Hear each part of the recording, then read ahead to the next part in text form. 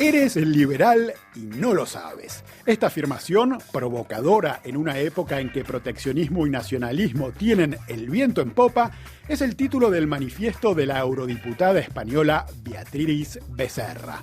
El libro es una apología del liberalismo económico y político, así como de la moderación reformista en una actualidad europea y estadounidense dominada por una fuerte polarización ideológica.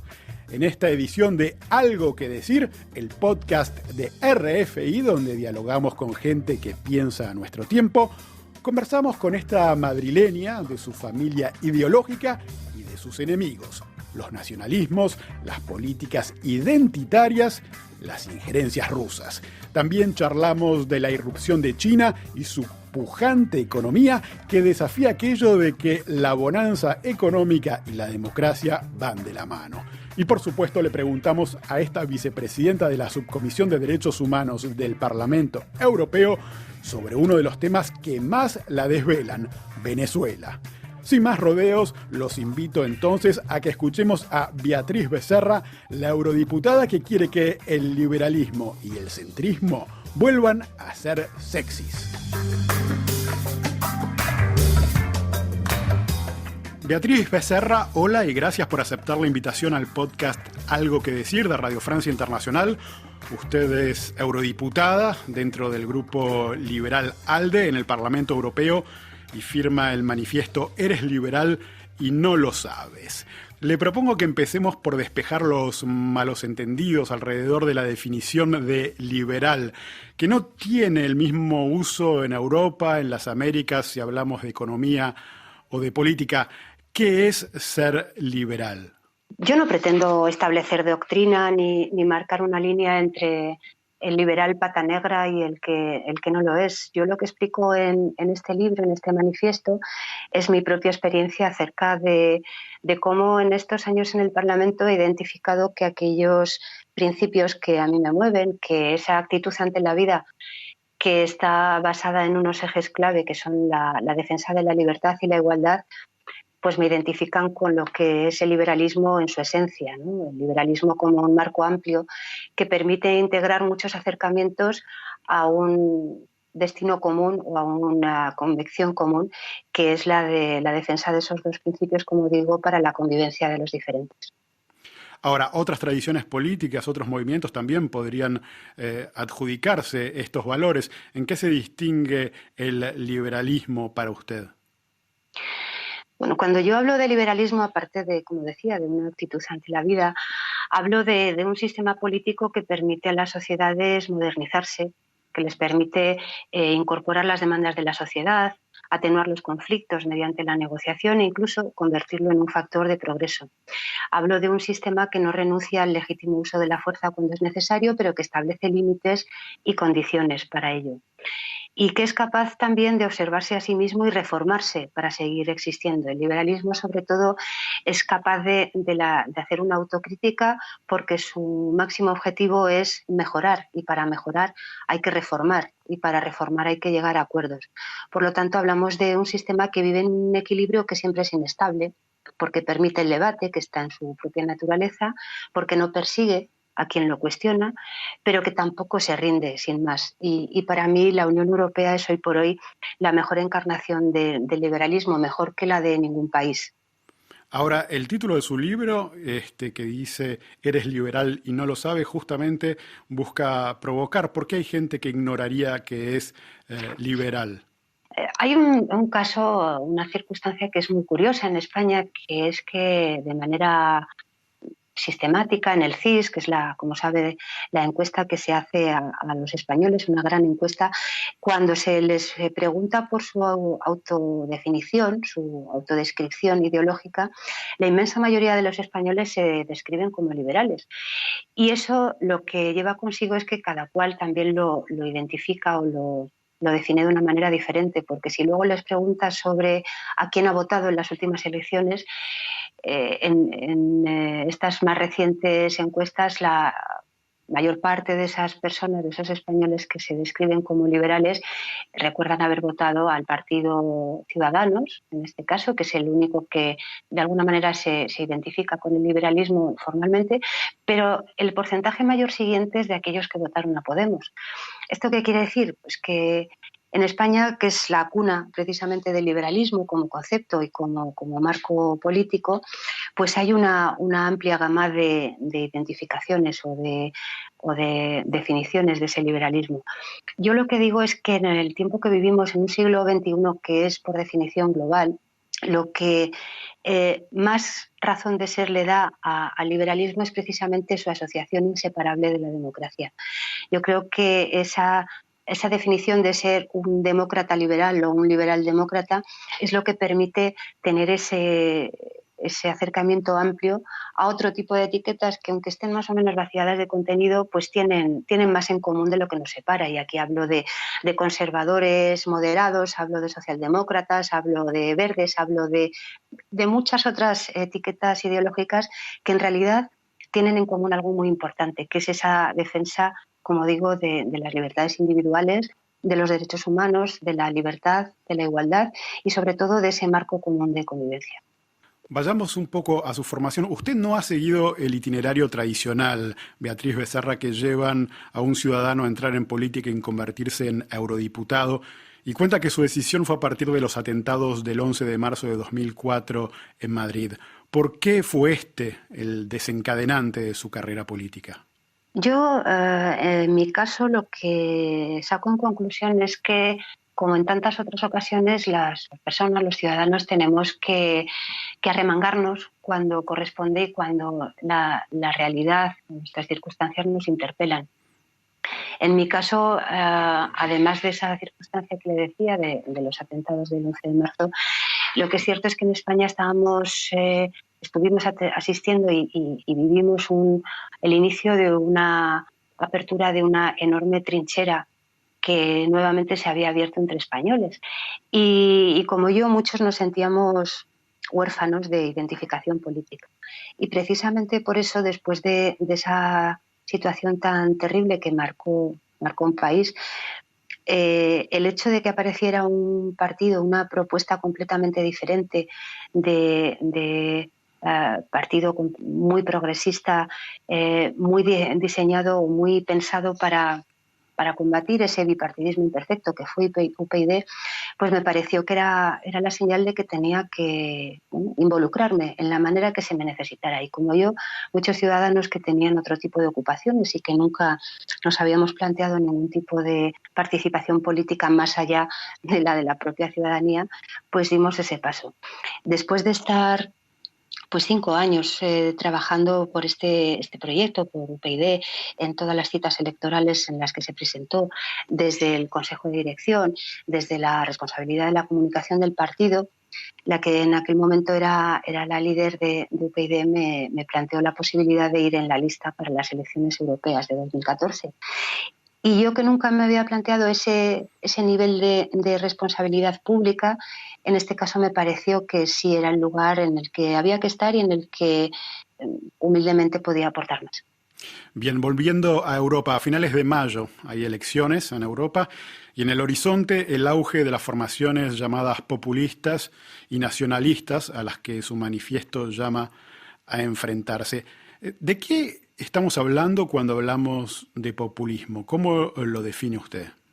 Bueno, hay muchas definiciones de populismo. La más aceptada ahora mismo es la de aquellas formaciones que dan soluciones simples a problemas complejos, que siempre depositan en un supuesto otro la culpa de todo lo malo que ocurre y que encarnan esa,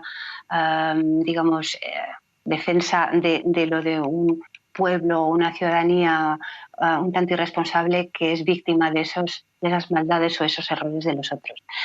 El populismo ha existido siempre y probablemente siga existiendo en el futuro.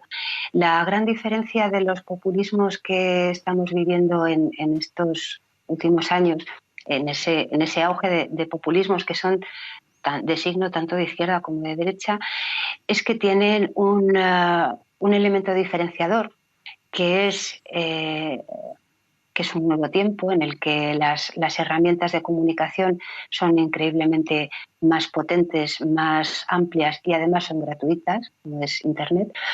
Hay también una pretendida, como diría yo, encarnación de una capacidad de salvar de un escepticismo o de un fallo de las instituciones o del llamado establishment.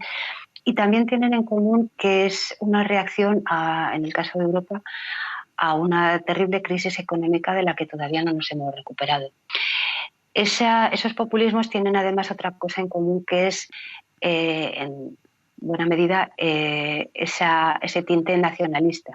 Es decir, esa búsqueda de un supuesto paraíso perdido pasado, ese retorno a los criterios más puramente de Estado-nación, a una supuesta recuperación de la soberanía para recuperar no se sabe qué competencias, y sobre todo lo que tienen en común es que recurren de una manera permanente al eslogan, a la mentira, en buena medida, es lo que les da razón de ser, y sobre todo que tienen algo en común muy importante, que es que pueden sobrevivir.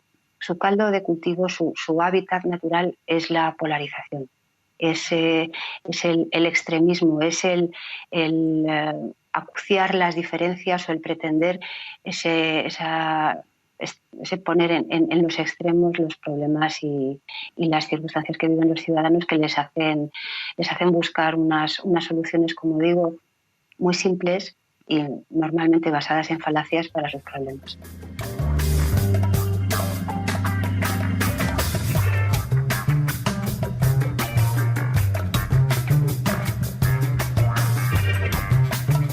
Recordemos que estamos con la eurodiputada española Beatriz Becerra, autora del manifiesto Eres el liberal y no lo sabes.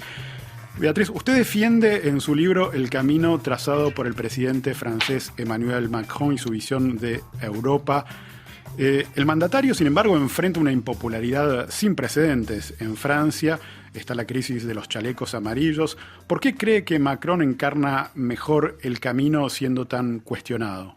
Bueno, a mí me parece que una de las mejores noticias que ha habido en estos últimos años, especialmente en estos 5 años de legislatura que han concentrado tantos retos, una de las mejores noticias políticas, sin duda, fue la victoria de Macron por varias razones. Primero, porque supuso una enorme victoria de la convicción más netamente europeísta frente a esas posiciones reaccionarias, nacionalistas, especialmente en Francia, encarnadas por Le Pen. Supuso el poner en primera línea y sobre la mesa como prioridad absoluta es Europa como ese espacio común en el que no solo tenemos razón de ser, sino que tenemos una capacidad de liderar el mundo libre, una vez que en Estados Unidos parece que el mandato de Trump deja claro que ha abandonado ese espacio. Pero por otro lado, a mí me parece que Macron lo que encarnaba sobre todo es esa posibilidad de un reformismo centrista sin complejos. Y yo he sido y soy una gran defensora de esa posición. Es decir, yo creo que vivimos en una época en que las ideologías caducas no aportan valor, en la que son intercambiables, que están las etiquetas vacías de contenido, y Macron superaba esas diferencias con un movimiento que le llevó a ganar las elecciones y a emprender una serie de reformas que no eran fáciles. No hay nada inocente tampoco, ni nada espontáneo en esta terrible confrontación en las calles que se ha producido por los chalecos amarillos. Tenemos constancia clara de cuánto hay detrás de esos movimientos, pero sí es cierto que han puesto en cuestión muchas de las medidas que ha tomado y también esas convicciones de una Europa más fuerte, más unida y mayor, ¿no? Una Europa que protege y que integra a todos. Yo creo que Macron sigue siendo la gran esperanza europeísta de la Unión Europea que se enfrenta a este siguiente mandato.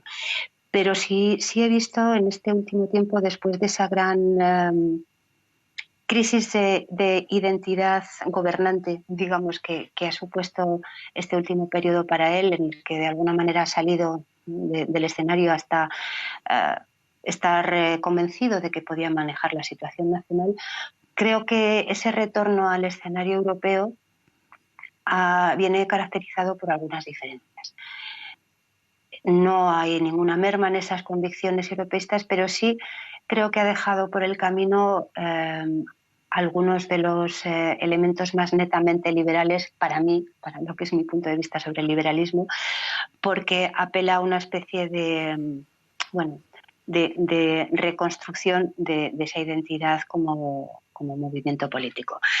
Yo creo que es adecuado y encaja además muy bien con esa propuesta que yo planteo en estos tiempos de tanta exigencia de hacer una verdadera alianza de votantes entre todas aquellas fuerzas que son netamente liberaldemócratas y europeístas, que, como digo, van desde la socialdemocracia hasta los conservadores moderados, pasando por los verdes y muchas otras posturas dentro de este espectro. Pero creo que necesita una reubicación que yo diría que estaba más en el inicio y que la ha perdido por el camino. Entiendo que la cita electoral del 26 de mayo es muy importante y le ha exigido plantearse este tipo de renuncia. Usted hablaba hace un rato del populismo como uno de los enemigos del proyecto europeo. Otro enemigo que ha señalado, por llamarlo de algún modo, son las políticas identitarias. La cito en la página 57 de su libro, dice que son el principal desafío que nos encontramos dentro del campo liberal. ¿Por qué las políticas identitarias son este desafío? ¿Podría ser más específica sobre este punto? A mí lo que me parece es que esta apelación al identitarismo, sea el que sea, lo que ha propiciado a lo largo de estas décadas, sobre todo porque han sido los gobiernos socialdemócratas los que han estirado hasta la extenuación este tipo de políticas, lo que hacen es desintegrar. Recordemos un poco qué son las políticas identitarias. Sí, las políticas identitarias son aquellas que están basadas en favorecer de alguna manera a grupos sociales que en principio puedan verse discriminados, ¿no? Es decir, es el hacer políticas para favorecer a minorías determinadas por razones de índole social, racial, de género. Lo que pasa es que si entras en esas políticas identitarias, que también pueden ser de índole geográfica, ¿no? O por la razón que sea, cuando tú vas acumulando ese tipo de privilegios o medidas especiales para minorías, lo que te encuentras es que todos aquellos que no se identifican o que no pueden estar integrados en esas minorías privilegiadas, pues se quedan atrás. Y eso lo que genera es una gran desafección y un descontento social y en muchos casos económico también, que realmente lo que hace es volver atrás todo el posible avance basado en un criterio social por el que se han hecho esas otras políticas. Y yo además, ese fracaso y ese rechazo a las políticas identitarias se basa en otra razón muy importante, que para mí es la primera razón por la que yo me considero liberal. Es porque para mí el verdadero contrato común, aquello que permite que todos los seres humanos trabajemos juntos, son los derechos universales, es decir, la Declaración Universal de Derechos Humanos. ¿Esto qué significa? Que todos tenemos los mismos derechos y las mismas libertades independientemente de nuestras características. Y todos tenemos el deber de defenderlos, exigir tenerlos garantizados para nosotros, pero también defenderlos de los demás. Por lo tanto, si tú empiezas a hacer subgrupos de ese gran grupo común que es el ser humano con todas los derechos y libertades iguales, lo que empiezas es a crear diferencias y a fragmentar. Y en el extremo te encontrarás que el último subgrupo que es sujeto de unos derechos o de unas políticas especiales en razón de su diversidad es el individuo. Por lo tanto, es completamente absurdo porque haces el círculo y vuelves al principio. Los derechos individuales, las libertades y las responsabilidades individuales son las que todos compartimos y las que debemos tener garantizadas. Al final es lo que digo, yo no necesito ser negra para luchar contra el racismo ni judía para defender que no debe haber ningún tipo de actitud antisemita, ni necesito ser musulmana para defender la libertad de religión, ni tampoco necesito ser mujer para ser feminista. Otra de las preocupaciones que aparecen en su libro, y esto hablando ya de las elecciones europeas, es la injerencia rusa y el papel que desempeñan medios que dependen de Moscú, como la cadena RT, ex Russia Today o Sputnik. ¿Cómo hay que lidiar con estas cadenas? Yo hablo desde mi planteamiento personal. Yo en ningún caso y de ninguna manera debemos dar ni altavoz ni ser colaboradores de instrumentos que están al servicio de los intereses de un gobierno hostil para la democracia, como es el gobierno de Putin. Estas son herramientas hechas a medida básicamente para esa gran estrategia de desinformación con la que pretende socavar los principios básicos de la democracia liberal, especialmente en Europa, que es su gran objetivo. Por lo tanto, cualquier alimento que se le dé a estas herramientas solamente se puede convertir en algo que nutra ese objetivo que es dañino para la sociedad que defendemos. Usted hace un elogio del liberalismo económico como el verdadero modelo capaz de crear prosperidad. Está el caso del China, con su capitalismo autoritario. ¿No ha demostrado Pekín que es posible un sistema económico exitoso que puede incluso superar al liberal? Yo creo que no, porque el liberalismo, como decía antes, hace que sea inseparable la libertad y la igualdad y hace que sea inseparable lo social de lo económico. Es decir, para mí, hablar de yo soy liberal en lo económico es un contrasentido. Tú no puedes decir yo soy vegetariano en el brócoli solamente, no. Tú tienes que serlo en todos los aspectos que integra y es inseparable. China es un sistema autocrático, autodefinido aún como comunista, a pesar del capitalismo salvaje que practica en lo económico, pero que deja completamente de lado los derechos y libertades individuales. Hablar del respeto a los derechos humanos. Por lo tanto, de ninguna manera se puede considerar que un sistema que pueda tener cierto éxito en el crecimiento económico, en la pura cifra, ¿no?, de crecimiento, de rentabilidad o de beneficios, es asimilable a un sistema que genera progreso para la sociedad cuando los derechos y las libertades de los individuos, que son los que deben ser receptores de ese beneficio, están completamente mermados. Beatriz Becerra, siguiendo con lo internacional, usted es vicepresidenta de la Subcomisión de Derechos Humanos del Parlamento Europeo y ha seguido muy de cerca la crisis que atraviesa Venezuela. ¿Cómo juzga el papel que ha desempeñado la Unión Europea? Usted ha sabido mostrarse bastante crítica, sobre todo con el grupo de contacto. Yo creo que el Parlamento Europeo, concretamente, ha desempeñado un papel ejemplar en esta legislatura. Creo que, además, desde el puro principio de este mandato, en junio de 2014, aquellos que hemos estado al tanto desde el principio de lo que estaba ocurriendo en Venezuela en términos de destrucción sistemática de las instituciones democráticas, de las libertades, el haber, por supuesto, acabado con la libertad de expresión y, sobre todo, el haber inducido una crisis económica que va más allá de los recursos solamente o de la inflación. Todo tenía una sola razón, que era someter a los venezolanos a un régimen tiránico, que es el que se ha demostrado que es el que existe y que ha ido empeorando a lo largo de estos años. En el Parlamento Europeo hemos denunciado y seguido de manera permanente la situación. Hemos estado estrechamente vinculados a todos los movimientos que ha habido en Venezuela. La única buena noticia que hubo fueron las últimas elecciones razonablemente creíbles que hubo en 2015, donde las fuerzas democráticas de oposición obtuvieron una victoria aplastante. A partir de ahí, Maduro tuvo muy claro que nunca más convocaría unas elecciones que pudiera perder.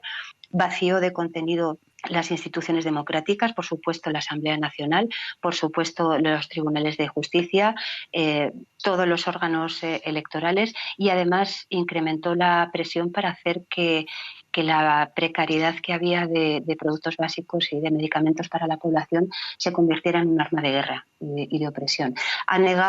Se ha negado de manera permanente a recibir ayuda humanitaria, a pesar de que esta crisis lleva, como digo, 5 años en Venezuela. Y el Parlamento ha sido el que ha estado impulsando y empujando a la Unión Europea en su conjunto para tomar las acciones debidas.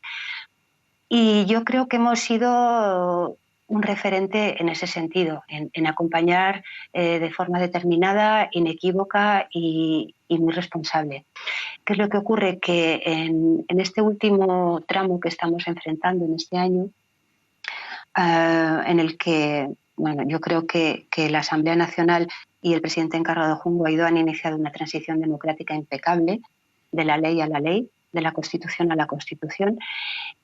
No estamos mostrando no el apoyo solamente, sino el compromiso debido, porque nuestra responsabilidad es acompañar en el mandato que tiene el presidente Guaidó, y es un mandato que tiene por finalidad convocar unas elecciones, no cualquiera, unas elecciones con unas condiciones que sean creíbles, transparentes y justas para que Venezuela pueda retomar la senda democrática. Pero esto necesariamente tiene que pasar por un primer paso, que es que el usurpador del poder, es decir, el expresidente Maduro, que cesó su mandato el 10 de enero, abandone el poder y deje de usurpar esas funciones que no le corresponden.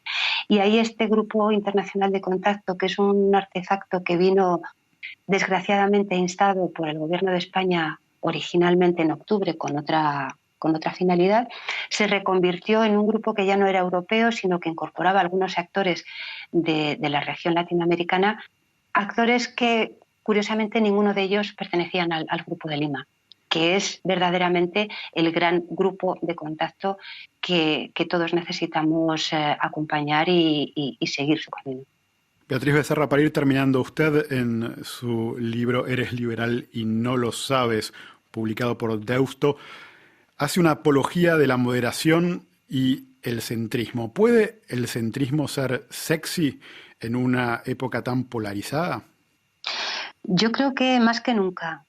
No hay nada más revolucionario que ser centrista hoy en día. No hay nada más revolucionario que la verdad y que el convencimiento de que podemos mejorar las cosas.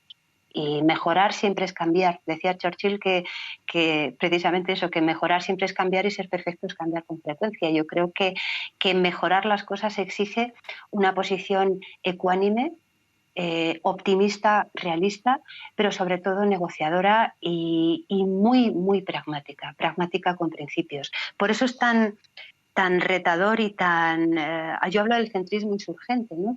tan retador esa posición centrista, porque es mucho más fácil colocarse en un extremo, es mucho más fácil encastillarse en eslóganes o en mensajes que no van más allá de meras soflamas. Ser centrista significa comprometerse con las reformas, porque lo que está en la meta, lo que es el objetivo del centrista es provocar cambios que produzcan mejoras para los ciudadanos.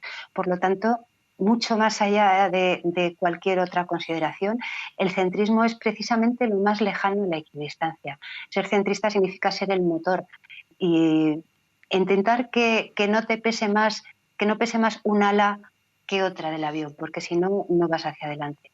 Por eso creo que es el tiempo del centrismo, como digo, revolucionario, sexy e insurgente, y para eso es importantísimo que los jóvenes entiendan que el mundo no el que viene, el que ya está siendo, está en sus manos, y que si hay algo que merece la pena es reformar aquello que no funciona. Muchas gracias, Beatriz Becerra, por participar en esta edición de Algo que Decir en Radio Francia Internacional. Muchísimas gracias, ha sido un placer.